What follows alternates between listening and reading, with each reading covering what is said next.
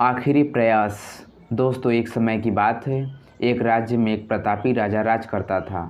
एक दिन उसके दरबार में एक विदेशी आगंतुक आया और उसने राजा को एक सुंदर पत्थर उपहार स्वरूप प्रदान किया। राजा वहाँ पत्थर देखकर बहुत प्रसन्न हुआ।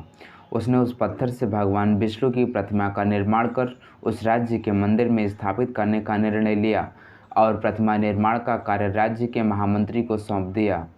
और महामंत्री के जाने को उपरांत प्रतिमा का निर्माण कार्य प्रारंभ करने के उद्देश्य से अपने औजार निकाल लिए और अपने औजारों में से उसमें से एक हथौड़ा लिया और उस पत्थर को तोड़ने के लिए उस पर हथौड़े से वार करने लगा, किंतु पत्थर जस का तस रहा। मूर्तिकार ने हथौड़े के कई वार पत्थर पर किए, किंतु पत्थर नहीं टूटा।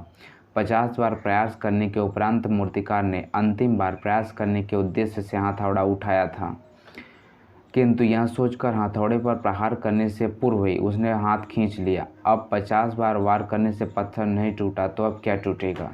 वह पत्थर लेकर वापस महामंत्री के पास गया और उसे यह कहकर वापस कर गया कि पत्थर तोड़ना तो नामुमकिन है, इसलिए इससे भगवान विष्णु की प्रतिमा नहीं बन सकती है।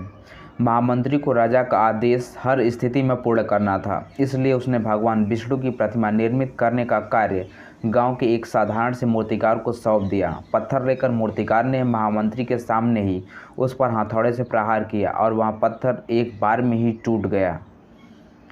पत्थर टूटने के बाद मूर्तिकार प्रतिमा बनाने में जुट गया। इधर महामंत्री सोचने लगा कि काश पहले मूर्तिकार ने एक अंतिम प्रयास और किया होता तो सफल हो गया होता और 50 मुद्राओं का हकदार बनता। मित्रों, हम भी अपने जीवन में ऐसी ही परिस्थितियों से दो चार होते रहते हैं।